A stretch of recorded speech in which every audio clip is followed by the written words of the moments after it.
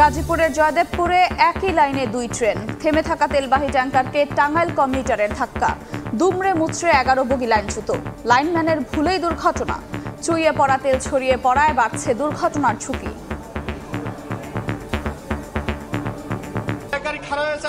Running অবস্থায় একবার ঠাস করে একবারে লাগে গেছে। লাইনম্যানের দোষ। এর আগেও কিন্তু বিগত একটা অ্যাক্সিডেন্ট হয়েছে। হয়তোবা কোনো একটা সিস্টেমের কারণে এই মুখোমুখি সংঘর্ষ পড়ছে এবং ফ্রিও পড়তেছে। যে তাপমাত্রা আছে এটা হয়তো দেখা গেছে যে একটা দুর্ঘটনা ঘটেও যেতে পারে। তেল পড়তেছে, এখানে কেউ যাতে সিগারেট বিড়ি বা কোনো কিছু না ধরায়। কারো গাফিলতিতে হয়ে থাকে তাহলে তার বিরুদ্ধে ব্যবস্থা গ্রহণ করা হবে যারা ডিউটিতে ছিলেন। ঢাকার সঙ্গে উত্তর পশ্চিমাঞ্চলে রেল চলাচল ব্যাহত, কমলাপুরে শিডিউল বিপর্যয়ে দুর্যোগে যাত্রীরা। ট্রেনে উঠার পরে তারপরে ট্রেন তো ছাড়ে না, এখন জানতে পারতেছি ট্রেন যাবে না। রাস্তা তো ব্লক, আমি এখন যাবো কি? টিকিটের টাকা ব্যাক দিতে আসছি, টাকা ব্যাক দিতেছে না। দেখছিলেন প্রধান শিরোনাম, দুপুরের সময় সঙ্গে আছে আমি আফরোজা মৌটুসী। এবার অন্যান্য শীর্ষ সংবাদ। মন্ত্রী এমপির স্বজনরা উপজেলা নির্বাচনে অংশ নেয়ায় সমালোচনার মুখে ব্যাখ্যা দিল আওয়ামী লীগ। ভোট করতে পারবে না সংসদ সদস্যদের সন্তান ও স্ত্রী। মধ্যরাতের বৃষ্টিতে তাপমাত্রা কমলেও ভ্যাপসা গরমে ঢাকায় অস্বস্তি। উত্তর পশ্চিমাঞ্চলে নামছে না পারদ, 2 থেকে 3 দিন পর ভারী বর্ষণে কমতে পারে সূর্যের তেজ।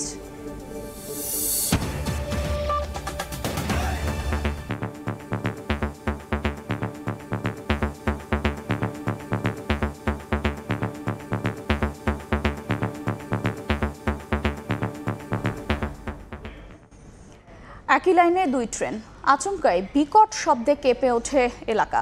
গাজীপুরের জয়দেবপুরের আউটার সিগন্যালে লাইনম্যানের ভুলে তেলবাহী ট্রেনের সঙ্গে যাত্রীবাহী কমিউটার রেলের মুখোমুখি সংঘর্ষ হয়। মুহূর্তে দুমড়ে মুচড়ে যায় বগি। 2 রেলের ইঞ্জিন সহ 11টি বগি লাইন থেকে বিচ্ছিন্ন হয়। এদিকে ওয়াগন চুইয়ে পড়া তেল ছড়িয়ে পড়ায় বাড়ছে দুর্ঘটনার ঝুঁকি। দুর্ঘটনার কারণে ঢাকার সঙ্গে উত্তর পশ্চিমাঞ্চলের ট্রেন চলাচল ব্যাহত হচ্ছে। কমলাপুরে দেখা দিয়েছে শিডিউল বিপর্যয়। আচমকাই বিকট শব্দে প্রকম্পিত হয়ে ওঠে পুরো এলাকা। দাঁড়িয়ে থাকা তেলবাহী ট্রেনের সঙ্গে যাত্রীবাহী কমিউটার রেলের মুখোমুখি সংঘর্ষ। মুহূর্তেই দুমড়ে মুচড়ে যায় বগি, লাইন থেকে বিচ্ছিন্ন হয়ে পড়ায় যাত্রীবাহী ট্রেনের 4টি বগি। সরেজমিনে প্রাথমিকভাবে জানা যায় লাইনম্যানের ভুলে গাজীপুরের জয়দেবপুর স্টেশনের আউটার সিগন্যালে ভয়াবহ এই দুর্ঘটনা। তেলবাহীর যে লরি এটা প্রচুর মজবুত থাকে কিন্তু আমার জানা মতে, কিন্তু সেটাও থুবড়ে গেছে। আর আমি যেটা দেখলাম যাত্রীবাহী ট্রেন এটা 50% হয়ে গেছে, অর্ধেক অকেজনা অর্ধেক চাইপে গেছে। তাহলে এটা প্রচুর স্পিড ছিল। লাইনম্যানের দোষ। আজকে এই দেশের যে কর্মকর্ত যারা আছে তারা যে দায়িত্বহীন, এটা বাস্তব প্রমাণ। সরকারি লোকের কিছু অবহেলার কারণে এই কাজটা হয়েছে, গাফিলতির কারণে। শুক্রবার সকালে টাঙ্গাইল থেকে একটি কমিউটার ট্রেন ঢাকা ফিরছিল। পথে জয়দেবপুর জংশনে পৌঁছালে একই লাইনে ঢাকা থেকে আসা দাঁড়িয়ে থাকা তেলবাহী ট্রেনের সঙ্গে মুখোমুখি সংঘর্ষে দুমড়ে মুচড়ে যায় বগি। পরে বিকট শব্দে আশপাশের লোকজন দৌড়ে আসলে ঘটনাস্থল থেকে 2 লোকোমাস্টার সহ 4 জনকে গুরুতর অবস্থায় উদ্ধার করে নেন হাসপাতালে। মুখোমুখি সংঘর্ষ হওয়ার কথা না, যেহেতু ডাবল লাইন। কি জন্য হয়েছে? কর্তৃপক্ষের জন্য হয়েছে নাকি যারা লুকোবল ছিল তাদের জন্য হয়েছে? 2 জন চালক যে তারা হাতের রক্তপাত করেছে, শরীরে রক্ত। তখন আমরা এলাকাবাসী কয়েকজন মিলে তাকে আমরা উদ্ধার করে মেডিকেলে পাঠিয়েছি। যাত্রীবাহী টাঙ্গাইল কমিউটারের চলাচল মূলত শুক্রবার বন্ধ থাকে, কিন্তু ছুটির দিনে কেন ঢাকার উদ্দেশ্যে ছুটছিল তা এখন পর্যন্ত জানা যায়নি। প্রত্যক্ষদর্শীরা জানান যাত্রীবাহী ট্রেনটি জংশনে না থেমেই সরাসরি লাইন ধরে চলে যায়। কিছু দূর যেতেই ঘটে ভয়াবহ দুর্ঘটনা। তবে ট্রেনটিতে যাত্রী না থাকায় হতাহত কম হয়। খবর পেয়ে ঘটনাস্থলে কাজ করে ফায়ার সার্ভিস। তদন্তে 3 সদস্যের তদন্ত কমিটি করেছে জেলা প্রশাসন। ঘটনার পর থেকে বিভিন্ন স্টেশনে বেশ কয়েকটি ট্রেনের যাত্রা বাতিল করা হয়। শুক্রবার দিন টাঙ্গাইল কম্পিউটার বন্ধ থাকে, এই জন্য এই কম্পিউটারে যাত্রী ছিল না। এমনিতেই হয়তো অন্য কোনো ত্রুটির কারণে 2টা মুখোমুখি সংঘর্ষ হয়েছে। এটা তদন্ত করে আসলে বোঝা যাবে। কারো গাফিলতিতে হয়ে থাকে তাহলে তার বিরুদ্ধে ব্যবস্থা গ্রহণ করা হবে যারা ডিউটিতে ছিলেন। আর যদি টেকনিক্যাল কোনো ফল্ট হতে পারে, আপনারা অতি সত্বর কমিউটার ট্রেনের ধাক্কায় তেলবাহী ট্রেনের ওয়াগন ও ইঞ্জিন সহ 5টি বগি লাইন থেকে পড়ে যায়। তবে তেলবাহী ট্যাঙ্কারের একটি বগি ফেটে গিয়ে চুইয়ে পড়ে বিপুল পরিমাণ তেল। এতে আশপাশে ছড়িয়ে পড়া তেলে পরিবেশে পড়তে পারে নেতিবাচক প্রভাব। আতঙ্কে রয়েছেন স্থানীয়রা। বর্তমানে এখন রোদ্রের যে তাপমাত্রা আর এটা হচ্ছে ফুয়েল, যে কোনো মুহূর্তে একটা অগ্নিকাণ্ড ঘটতে পারে। চিনটেপ দিয়ে এটা আমরা জায়গাটাকে আটকে দিচ্ছি যাতে ভিতরে কোনো লোক না আসতে পারে, এবং এখানে যদি বিড়ি সিগারেট বা কেউ যদি না খায় এটাও আমরা মাইকিং করে জানাই দিছি যে এখানে কোনো ধূমপান করা যাবে না। যে দাহ্য বস্তুটা পড়ছে এটা একটু ঝুঁকি আছে। তবে কি কারণে এই দুর্ঘটনা তার প্রকৃত কারণ অনুসন্ধানে মাঠে নেমেছে তদন্ত কমিটি। সময় সংবাদ, গাজীপুর। ট্রেন দুর্ঘটনার আরও খবর জানাতে এই মুহূর্তে ঘটনাস্থলে আছেন রিপোর্টার নাজমুস সালিহি ও শহীদ তাজউদ্দিন আহমেদ মেডিকেল কলেজ হাসপাতালে আছেন রাজিবুল হাসান এবং ট্রেনের শিডিউল বিপর্যয়ের খবর জানাতে কমলাপুর রেল স্টেশনে আছেন তাজওয়ার মাহমুদ। সরাসরি শুরুতেই যাচ্ছি সালেহির কাছে। ঘটনা তদন্তে রেলওয়ের পক্ষ থেকে 5 সদস্যের একটি তদন্ত কমিটি গঠন করা হয়েছে। সেই তদন্ত কমিটি আসলে তারা প্রতিবেদন দিলে বোঝা যাবে যে মূলত কি কারণে এই মুখোমুখি দু ট্রেনের সংঘর্ষের ঘটনাটি ঘটেছে। তবে প্রাথমিকভাবে এখানে যারা আছেন রেলের কর্মকর্তা বা কর্মচারী তাদের কাছ থেকে যেটা জেনেছি সেটা হচ্ছে যে, এবং খালি চোখেই আসলে এটা বোঝা সম্ভব যে একই লাইনে দুটি ট্রেন উঠে যাওয়া আসলে কখনো সম্ভব নয়। একটি ট্রেন যেটি ঢাকা থেকে ছেড়ে যাচ্ছিল হচ্ছে যে ঢাকা থেকে বের হচ্ছিল, সেই তেলবাহী যে ট্যাঙ্কার সেটি আসলে ঢাকা থেকে বের হওয়ার কথা ছিল, আর এখান থেকে ঢাকা অভিমুখে যাওয়ার কথা ছিল টাঙ্গাইল কমিউটার। এবং আপনি জানেন যে আজকে টাঙ্গাইল কমিউটারের সাপ্তাহিক ছুটির দিন এবং ট্রেনটিতে কোনো যাত্রী ছিল না। মূলত ট্রেনটি পরিষ্কার পরিচ্ছন্নতা বা তার আনুষঙ্গিক যে পরীক্ষা নিরীক্ষা রয়েছে তার জন্য সে ঢাকায় প্রবেশ করছিল। এখান থেকে যে পয়েন্টে রয়েছে আউটার সিগন্যালের সামনে যে পয়েন্ট, সেই যে এখান থেকে আমরা কথা বলে প্র্যাকটিক্যালি আসলে এখানকার যে মাস্টার তার সাথে আমরা কথা বলে জানলাম, তিনি আসলে বলছেন যে এখানে যেই সিগন্যালটি তাকে পয়েন্টসম্যান যিনি আসলে পয়েন্টটাকে তৈরি করেন, অর্থাৎ লাইনের যে সংযোগ পয়েন্ট, তিনি যেভাবে একটি ট্রেন অন্য একটি লাইনে কিভাবে উঠে যাবে বা ডাউনে যাবে কোনটি, আপে যাবে কোনটি, যেহেতু একসাথে অনেকগুলো, যেহেতু এটা জংশন, একসাথে অনেকগুলো লাইনের সংযোগ পয়েন্ট থাকে, কোনটি কোন লাইনে যাবে এই সিগন্যালটি তাকে সঠিকভাবে দেওয়া হয়েছিল পয়েন্টসম্যানকে। কিন্তু সেই পয়েন্টসম্যান, যার নাম সাদ্দাম বলে আমরা জানতে পারছি, তিনি আসলে এই ভুলটি তিনি করেছেন। অর্থাৎ যে ট্রেনটি আপে যাওয়ার কথা ছিল তিনি সেই লাইনের যে দুই লাইনের যে সংযোগের জায়গা তিনি চাবি দিয়ে সেটিকে আসলে উল্টা করে দিয়েছেন, যে কারণে দুটি ট্রেনই একই সঙ্গে সাথে সাথে কিন্তু হচ্ছে যে মুখোমুখি সংঘর্ষের ঘটনা ঘটেছে। যে সাদ্দাম যে পয়েন্টসম্যান ছিল আমরা কথা বলে জানতে পেরেছি তিনি হচ্ছে যে রেলের স্থায়ী কোনো কর্মচারী না, তিনি হচ্ছে রেলের আউটসোর্সিংয়ের মাধ্যমে নিয়োগপ্রাপ্ত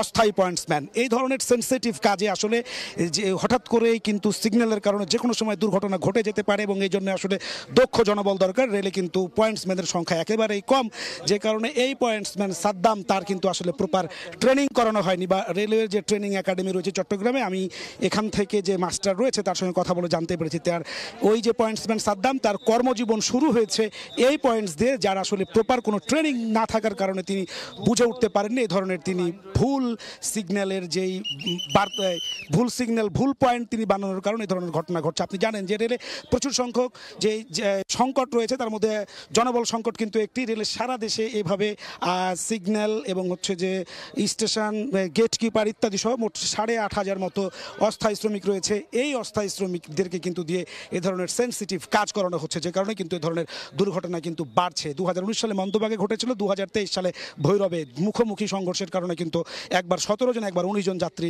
নিহত হয়েছিল।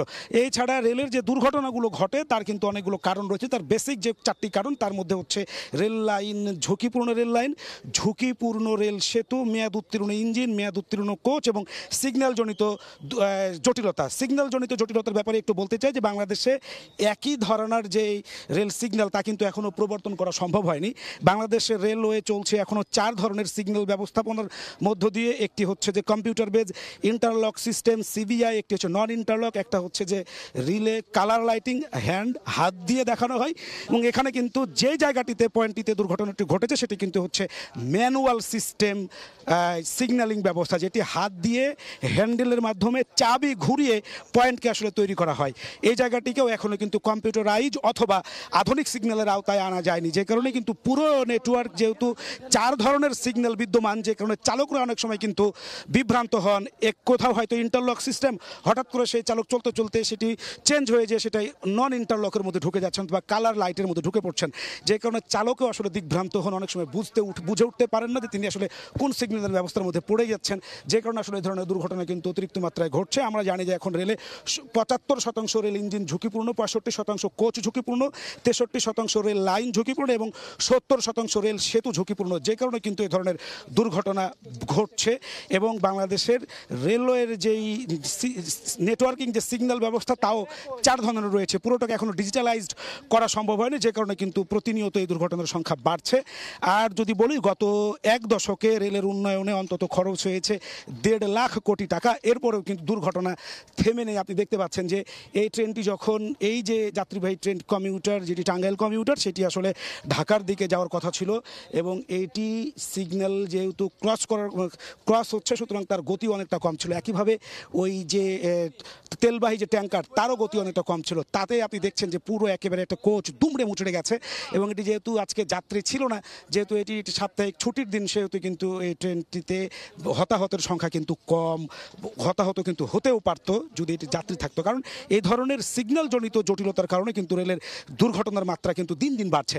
অর্থাৎ যদি বলি 2019 সালে সিগন্যাল জনিত দুর্ঘটনায় উদয়ন এবং হচ্ছে যে তুলনানিশিতার মধ্যে ব্রাহ্মণবাড়িয়ার কসবার মন্দবাগ রেল স্টেশনে 19 জন মানুষ মারা গিয়েছিল এবং গত বছর ভৈরব বাজারে কিন্তু একই ধরনের মাঝে মধ্যে কিন্তু এই ধরনের ঘটনা ঘটছে। অর্থাৎ পুরো রেলকে যে ধরনের একটা নেটওয়ার্কিং সিস্টেমের মধ্যে নিয়ে আসার কথা, সেই ধরনের সিস্টেম কিন্তু এখনও গড়ে তুলতে পারেনি রেল, যে কারণে এই ধরনের দুর্ঘটনা ঘটছে। যেই পয়েন্টটিতে দুর্ঘটনাটি ঘটেছে সেই পয়েন্টটিতেও কিন্তু একটি আনাড়ি বলা চলে। এখানকার যারা রেলের দায়িত্বশীল কর্মকর্তারা আছে তারা বলছে একেবারে নতুন একটা ছেলে, সাদ্দাম তার নাম, সে সম্প্রতি আউটসোর্সিংয়ের মাধ্যমে অর্থাৎ টিএলআর অস্থায়ী শ্রমিক, তাকে পয়েন্ট তৈরি করার মতো অর্থাৎ সিগন্যালে স্টেশন মাস্টার যখন সিগন্যাল দিবেন যে কোন ট্রেনটি আপে থাকবে, কোন ট্রেনটি ডাউনে থাকবে বা কোনটি লুপ লাইনে নিতে হবে, সেইটিকে রেল লাইন যেহেতু একসাথে অনেকগুলো একসাথে সংযুক্ত থাকে সেটিকে কেটে চাবি ঘুরিয়ে হ্যান্ডেলের মাধ্যমে সেটির সিগন্যালটা তৈরি করতে হয়। সেই সাদ্দাম আজকে সেটা ভুল করেছে, অর্থাৎ যেটা আপের সেটিকে ডাউনে দিয়ে দিয়েছেন আর ডাউনেরটা আপে নেওয়ার কারণে দুই ট্রেনের মুখোমুখি সংঘর্ষ ঘটেছে। যে কথাটি বলছিলাম যে প্রপার যেই ট্রেনিংয়ের যে ব্যবস্থা সেটি তো একদিকে হচ্ছে যে নাই, অন্যদিকে প্রপার যেই সিগন্যালিং পুরো দেশের নেটওয়ার্কে একীভূত করা অর্থাৎ এক সিস্টেমে নিয়ে আসা, সেটিও কিন্তু রেলের পক্ষ থেকে এখন পর্যন্ত তৈরি করাটা সম্ভব হয়নি। যে কারণে কোথাও ইন্টারলক সিবিআই সিস্টেম, কোথাও নন ইন্টারলক, কোথাও কালার লাইট, যেই কারণে হচ্ছে চালকরাও আসলে দিগ্ভ্রান্ত হন। এতো গেল হচ্ছে যে একজন নন টেকনিক্যাল মানুষের হাতে আজকে এই দুর্ঘটনাটা ঘটেছে, যিনি আসলে রেলে স্থায়ী কোনো কর্মীও না, সে তার দায়িত্ব কাজ এখান থেকে শুরু হয়েছিল বলে আমরা জানতে পেরেছি। বাকি যেই দুর্ঘটনাগুলো রয়েছে এগুলো কিন্তু হচ্ছে বলা চলে যে গাফলতি অথবা হচ্ছে যে উদাসীনতা, এগুলো কারণে। কিন্তু রেলের লাইন যেহেতু রেলের যেই রয়েছে, রেলের যে জিআইবিআর অর্থাৎ railway government railway inspector general, তার তথ্য বলছে যে রেলের 63% রেল লাইন ঝুঁকিপূর্ণ এবং 70% রেল সেতু ঝুঁকিপূর্ণ। বিপুল পরিমাণ উন্নয়নের পরে অর্থাৎ বিপুল পরিমাণ বিনিয়োগের পরেও পুরো রেলপথ এখনও নিরাপদ করা সম্ভব হয়নি, ঝুঁকিমুক্ত হয়নি রেল লাইন, মেয়াদ উত্তীর্ণ ইঞ্জিন এবং কোচে চলছে যাত্রী পরিবহন। একইভাবে 70% রেল সেতু ঝুঁকিপূর্ণ হয়ে গেছে এবং বিভিন্ন ধরনের সিগন্যালিং পদ্ধতির যে জটিলতা, তার সব কিছু মিলিয়ে আসলে চালকরাও দিগ্ভ্রান্ত হয়ে পড়েন, মাঝে মধ্যেই এ ধরনের ঘটনা ঘটছে। এই ছিল আমার কাছে দুর্ঘটনাস্থল থেকে সর্বশেষ। সেটির কারণে কিন্তু সারা দেশেই অনেক ঢাকা থেকে ছেড়ে যাওয়া অনেকগুলো ট্রেনেই শিডিউল বিপর্যয় ঘটছে এবং আমি যে ট্রেনটির পাশে এখন দাঁড়িয়ে আছি সে ট্রেনটি অগ্নিবীণা এক্সপ্রেস, যেটি ঢাকা থেকে ময়মনসিংহ হয়ে জামালপুর যাওয়ার কথা তারাকান্দিতে, এবং সেই ট্রেনটি 11:30টায় ছাড়ার কথা থাকলেও এখন প্রায় 2:30 বাজে, অর্থাৎ 3 ঘন্টা পেরোলে এই ট্রেনটি ছাড়ার এখনও কোনো ধরনের সম্ভাবনা দেখা যাচ্ছে না। এবং এছাড়াও এই ট্রেনটি ছাড়াও কিন্তু কুড়িগ্রাম এক্সপ্রেস এবং রংপুর এক্সপ্রেস, এই দুইটি ট্রেনও কিন্তু ব্যাপক শিডিউল বিপর্যয় হয় এবং এক পর্যায়ে যেটি বুড়িমারি এক্সপ্রেস সেটি 8:30টায় ছাড়ার কথা থাকলেও সেটি 1:30টার পরে ছাড়ে এবং রংপুর এক্সপ্রেস 9:10-এ ছাড়ার কথা থাকলেও 1:30টার দিকে ছাড়ে। অর্থাৎ এই দুটি ট্রেনেই প্রায় 3-3.5 ঘন্টা থেকে 4.5 ঘন্টা বিলম্ব হয় এবং বিলম্ব হওয়ার থেকেও বড় বিষয় সেটি হলো যে এক পর্যায়ে যখন এই ট্রেনগুলো ছাড়ছিল না, অর্থাৎ জয়দেবপুরের দুর্ঘটনার কারণে ট্রেন চলাচল যখন ব্যাহত হয়, তখন কিন্তু এই স্টেশন কর্তৃপক্ষের পক্ষ থেকে যাত্রীদের উদ্দেশ্যে বলা হয় যে আপনারা যদি চান সেক্ষেত্রে আপনাদের টিকিট ফেরত দিয়ে আপনারা টাকা সেটি পেতে পারেন। সেই ক্ষেত্রে অনেকে কিন্তু এই কথা শুনে অনেকে স্টেশনে গিয়ে কাউন্টারে গিয়ে সেই টিকিটগুলো ফেরত দিয়ে টাকাগুলো নিয়ে নেয় এবং পরবর্তীতে দেখা যায় যে 12:30টার দিকে এই ঘোষণা আসার পরে ঘণ্টাব্যাপী অনেক যাত্রী তার টিকিট ফেরত দিয়ে টাকা নেয় এবং 1:30টার দিকে পরবর্তীতে দেখা যায় যে ট্রেনটি ছাড়ে। অর্থাৎ অনেক যাত্রী যারা আসলে টিকিট কেটেছিলেন বুড়িমারি এক্সপ্রেস এবং রংপুর যাত্রীরা কিন্তু সেটিতে যেতে পারেনি এবং অগ্নিবীণা এক্সপ্রেস যেটি ময়মনসিংহ হয়ে জামালপুরে যাওয়ার কথা সেটিও কিন্তু 3 ঘন্টা ধরে এই শিডিউল বিপর্যয়ের মধ্যে আছে। এছাড়াও 2:40-এ যেই সিল্ক সিটি এক্সপ্রেস ছাড়ার কথা সেটিও আসলে কখন নাগাদ ছাড়বে, কটা নাগাদ ছাড়বে, সেটিতে কিন্তু এক ধরনের শঙ্কা তৈরি হয়েছে এবং যাত্রীরাও আসলে এখানে যেহেতু তীব্র গরম পড়ছে বেশ কয়েকদিন ধরে, সেই তীব্র গরমের কারণে যাত্রীরাও আসলে এইখানে হাঁসফাঁস অবস্থা, কারণ 3 ঘন্টা 4 ঘন্টা 4.5 ঘন্টা ধরে যেই ট্রেনগুলো শিডিউল বিপর্যয়ের মধ্যে ছিল, সেই কারণে কিন্তু অনেকের স্বাস্থ্যজনিত অনেক ধরনের সমস্যা দেখা দিয়েছে এবং হাঁসফাঁস অবস্থায় এখন আসলে যাত্রীরা এই কমলাপুর রেলওয়ে স্টেশনে আছে। এবং যেটি বাস্তবতা সেটি হলো যে এই অগ্নিবীণা এক্সপ্রেস যদি ছেড়েও যায় সেটাও কিন্তু আসলে 3 থেকে 3.5 ঘন্টা বিলম্বে ছাড়বে এবং এরপরে যেই ট্রেনগুলো আছে সিল্ক সিটি এক্সপ্রেস যেটি 2:40-এ ছাড়ার কথা, সেটিও আসলে কখন নাগাদ ছাড়বে সেটি নিয়ে কিন্তু শঙ্কা তৈরি হয়েছে। অর্থাৎ এই জয়দেবপুরের যে দুর্ঘটনা, সেই দুর্ঘটনায় কিন্তু আসলে সামগ্রিক ঢাকা থেকে উত্তরাঞ্চলগামী যেই সব ট্রেনগুলো আছে সেগুলোতে কিন্তু ব্যাপক ধরনের শিডিউল বিপর্যয় হয়েছে। তো এই ছিল কমলাপুর থেকে আমার কাছে সর্বশেষ খবর। সরাসরি যুক্ত ছিলাম কমলাপুর রেল স্টেশন, শহীদ তাজউদ্দিন আহমেদ মেডিকেল কলেজ ও গাজীপুরের জয়দেবপুরে। অন্য প্রসঙ্গ, নানা সমালোচনার মুখে উপজেলা নির্বাচনে মন্ত্রী এমপির স্বজনদের অংশ নেওয়া প্রসঙ্গে ব্যাখ্যা দিল আওয়ামী লীগ। নির্বাচনে সংসদ সদস্যের সন্তান ও স্ত্রী কোনোভাবেই অংশ নিতে পারবে না বলে সাফ জানিয়েছেন দলের সাধারণ সম্পাদক। এদিকে বিএনপি জনগণের সমর্থন হারিয়ে এখন ঝিমিয়ে পড়েছে দাবি করে আওয়ামী লীগ নেতারা বলছেন, খালেদা জিয়ার মুক্তির আন্দোলনেও ব্যর্থ হয়েছে তারা। এ মাসের শেষেই উপজেলা নির্বাচন, এর মধ্যে মনোনয়ন সংগ্রহ সহ চলছে জমাদানের কার্যক্রম। এদিকে মন্ত্রী এমপির স্বজনদের উপজেলা নির্বাচনে অংশ নিয়ে চলছে সমালোচনার ঝড়। এ অবস্থায় শুক্রবার ধানমন্ডিতে দলের সভানেত্রী রাজনৈতিক কার্যালয়ে এক সংবাদ সম্মেলনে সমালোচনার ব্যাখ্যা দিয়েছেন আওয়ামী লীগের সাধারণ সম্পাদক ওবায়দুল কাদের। মন্ত্রী এমপিদের সন্তান, স্ত্রী, ভাই উপজেলা নির্বাচনে অংশগ্রহণ করতে পারবে না, তবে যারা মনোনয়নপত্র সংগ্রহ করেছে তাদের প্রত্যাহারের সুযোগ রয়েছে, না করলে দল থেকে তাদের বিরুদ্ধে ব্যবস্থা নেওয়া হবে। নেত্রী নিজেই খোলাসা করে বলেছেন, স্বজন বলতে তিনি সুনির্দিষ্টভাবে, স্বজন বলতে সন্তান, স্ত্রী, সন্তান, এ দুটা শব্দ তিনি গতকাল। এদিকে দেশের চলমান রাজনৈতিক প্রসঙ্গে দলের সাধারণ সম্পাদক বলেন, বিএনপি জনগণের সমর্থন হারিয়ে এখন ঝিমিয়ে পড়েছে, তাই তাদের দলের নেতাকর্মীদের মধ্যে কোনো মিল নেই। বিএনপি নিজেরাই এখন বিভক্ত, তাদের দলের বহুদিন ধরে কাউন্সিল নেই, তাদের ঘরোয়া রাজনীতি বলতে গেলে ঝিমিয়ে পড়েছে, নেতা মিল নেই। বিএনপি দলের চেয়ারপারসনের খালেদা জিয়ার মুক্তির আন্দোলনেও ব্যর্থ হয়েছে বলে মন্তব্য করেন সাধারণ সম্পাদক। বেগম জিয়ার মুক্তির দাবিতে একটা দেখার মতো একটা বিক্ষোভ মিছিল তারা করতে ব্যর্থ হয়েছে। রাইদুল ইসলাম শুভ, সময় সংবাদ, ঢাকা। প্রধানমন্ত্রী শেখ হাসিনা ক্ষমতা ছেড়ে নিরপেক্ষ সরকারের অধীনে নির্বাচন দিয়ে আওয়ামী লীগের জনপ্রিয়তা যাচাইয়ের আহ্বান জানিয়েছেন বিএনপি নেতারা। আন্দোলনের মাধ্যমে জনগণের অধিকার ফিরিয়ে আনার হুঁশিয়ারিও দেন তারা। কখনো আলোচনা সভা, কখনো প্রতিবাদ কিংবা জনসভা, যেখানেই সুযোগ হচ্ছে সেখানেই সরকারের অনিয়ম, দুর্নীতি আর লুটপাটের সমালোচনায় মুখর বিএনপি নেতারা। গত জাতীয় নির্বাচনকে প্রহসনের নির্বাচন মন্তব্য করে বরাবরের মতোই সরকারের পদত্যাগও দাবি করছেন দলটির নেতারা। জাতীয় প্রেস ক্লাবের সামনে স্বাধীনতা অধিকার আন্দোলন আয়োজিত বিক্ষোভ সমাবেশে বিএনপি চেয়ারপারসনের উপদেষ্টা জয়নুল আবদিন ফারুক দাবি করেন, জনগণ আর এই সরকারকে ক্ষমতায় দেখতে চায় না, তাই ডান বাম সহ সব রাজনৈতিক দলই আওয়ামী লীগকে সরাতে চায়। ডান বামের কথা বলে লাভ, তাহলে সরে যান। জনগণ তো চায়, তার প্রমাণ 7 জানুয়ারি নির্বাচন। দয়া করে অনুগ্রহ করে ছেড়ে দেন, আরেকবার জনপ্রিয়তা যাচাই করেন না, নিরপেক্ষ সরকারের অধীনে নির্বাচন দিন। এদিকে রাজধানীর তুরাগ এলাকায় শ্রমজীবী মানুষের মাঝে পানি ও স্যালাইন বিতরণ অনুষ্ঠানে বিএনপির সিনিয়র যুগ্ম মহাসচিব রুহুল কবির রিজভী হুঁশিয়ারি করেন, যেভাবেই হোক দেশের মানুষের অধিকার ফিরিয়ে আনা হবে। আপনি জনগণের ক্ষমতা ডাকাতি করেছেন, আপনি সেই ক্ষমতা জনগণকে ফেরত দিন। জনগণের অধিকার কে ক্ষমতায় বসাবে, সেটা হবে কিসে? অবাধ সুষ্ঠু নির্বাচন, সেটা শেখ হাসিনার অধীনে নির্বাচনে হবে না। গণ আন্দোলনের জন্য রাজনৈতিক দলগুলোর পাশাপাশি সব শ্রেণী পেশার মানুষকে ঐক্যবদ্ধ হওয়ারও আহ্বান জানান বিএনপি নেতারা। আহমেদ সালেহিন, সময় সংবাদ, ঢাকা। বৃষ্টি হলো, তাতে মানসিক প্রশান্তি আসলেও শারীরিক স্বস্তির দেখা নেই রাজধানীতে। ভ্যাপসা গরমে নাজেহাল মানুষ। সকালে কম থাকলেও বেলা বাড়ার সঙ্গে সঙ্গে বাড়ে তাপমাত্রার পারদ। নগরবাসী বলছেন, কাঙ্ক্ষিত বৃষ্টির পরও কমেনি গরম। আবহাওয়া অফিস বলছে সারা দেশে একযোগে ভারী বৃষ্টি না হলে কমবে না তাপমাত্রা। ধ্রুব ব্যানার্জি রিপোর্ট। সূর্যের তীব্র তাপে রীতিমতো ঝলসে যাওয়া নগরে শান্তির পরশ। নগরীর অল্প পানির হ্রদ কিংবা মুক্ত জলাশয়, তাপমাত্রার ঊর্ধ্বমুখী পারদে এখন এগুলো শুধু দুরন্ত শৈশবের নিছক আনন্দ নয়, রোদের তীব্রতায় হাঁসফাঁস প্রাণের বড্ড বেশি প্রয়োজন।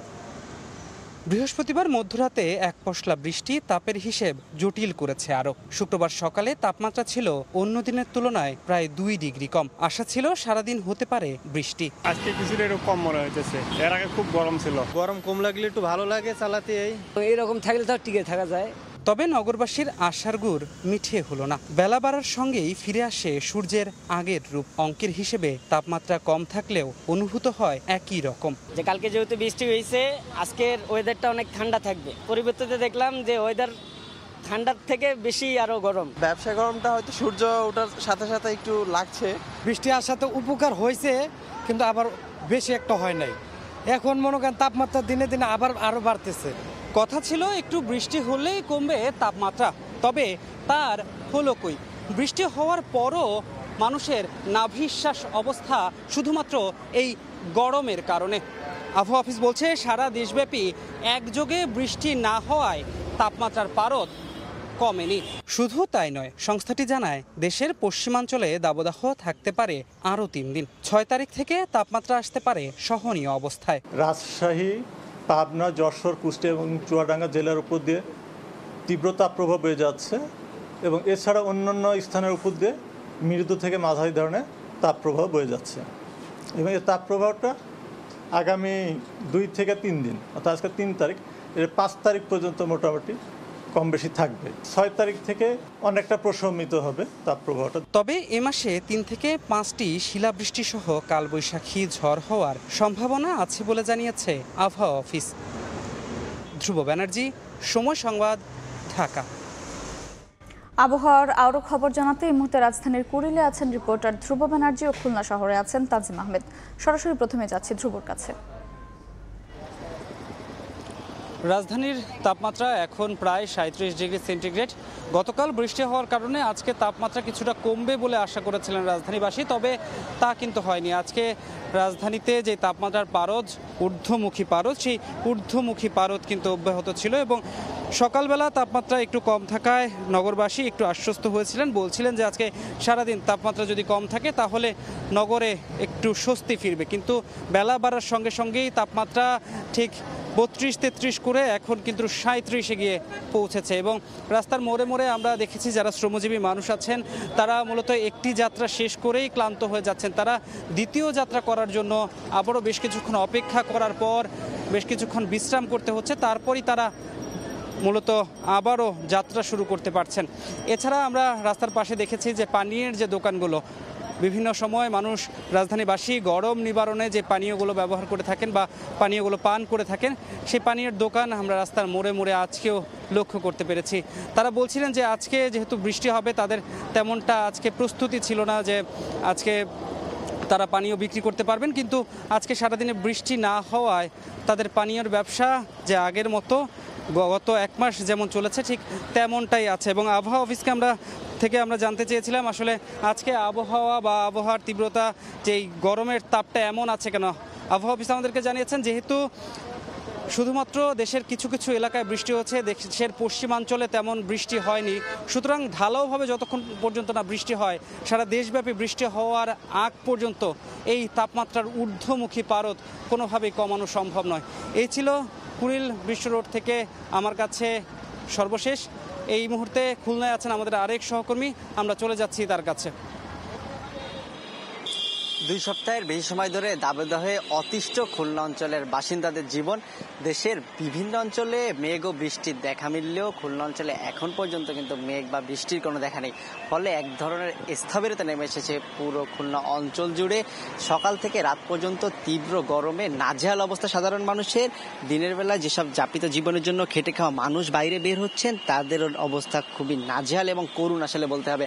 আমরা সকাল থেকে খুলনার বিভিন্ন জায়গায় কথা বলেছি, বিভিন্ন শ্রেণী পেশার মানুষের সাথে কথা বলেছি, যারাই আসলে দিনমজুর রয়েছেন বা একটু নিম্ন শ্রেণীর কাজের সাথে যুক্ত রয়েছেন তাদের কিন্তু আসলে তাদের দৈনন্দিন কাজের জন্য বের হতে হচ্ছে, কিন্তু বের হলে আসলে তারা কিন্তু তাদের যে কাজ সেই কাজটি ভালোভাবে করতে পারছেন না এবং এর ফলে তাদের যে স্বাভাবিক কার্যক্রম সবকিছু ব্যাহত হচ্ছে। খুলনায় আজকের তাপমাত্রা যদি বলতে সর্বশেষ দুপুরে 1টা পর্যন্ত 38.5 ডিগ্রি সেলসিয়াস রেকর্ড করা হয়েছে এবং এটি কিন্তু আসলে এখন পর্যন্ত আমাদের কাছে যে প্রতিনিধিদের পাঠানো যে তথ্য রয়েছে সেখানে যশোরের তাপমাত্রা এখন পর্যন্ত সবচেয়ে বেশি আমরা পেয়েছি, সেখানে 40.2 ডিগ্রি সেলসিয়াস তাপমাত্রা যশোরে রেকর্ড করা হয়েছে।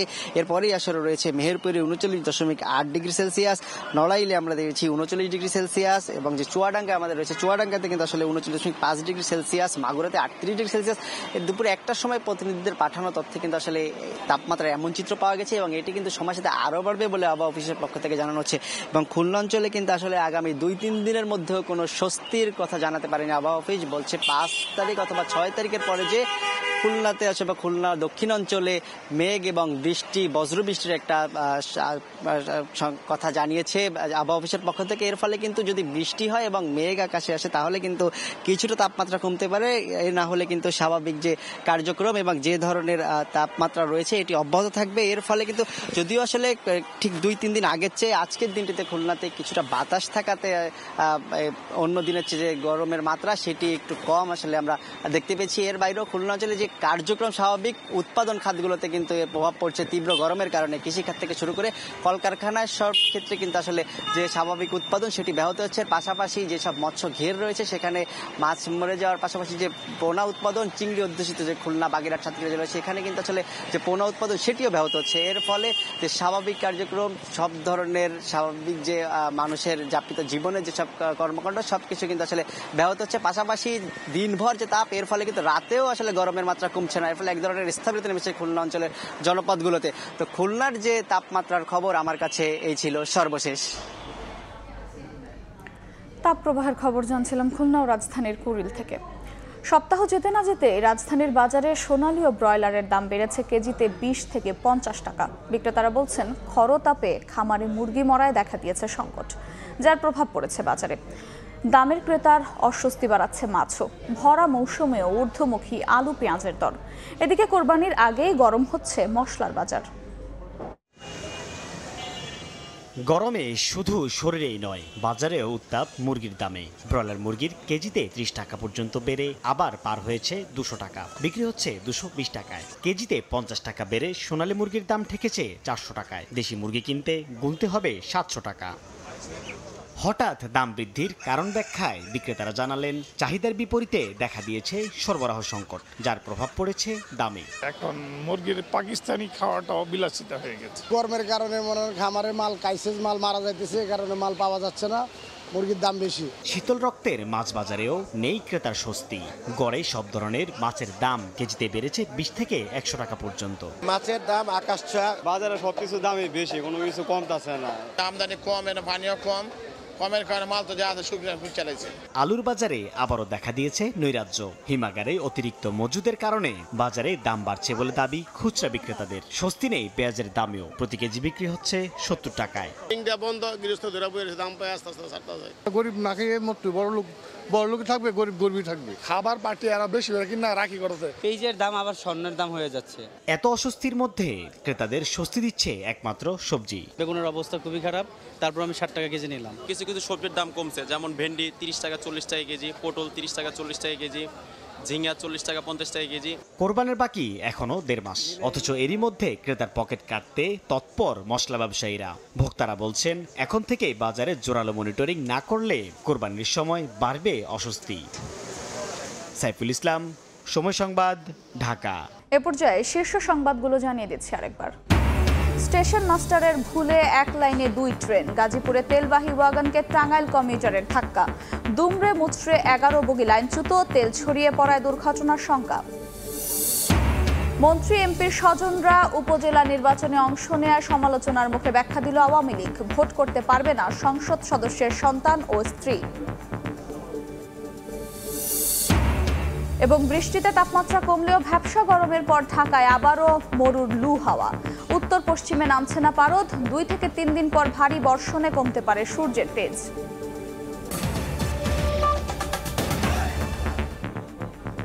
এই ছিল দুপুরের সময়।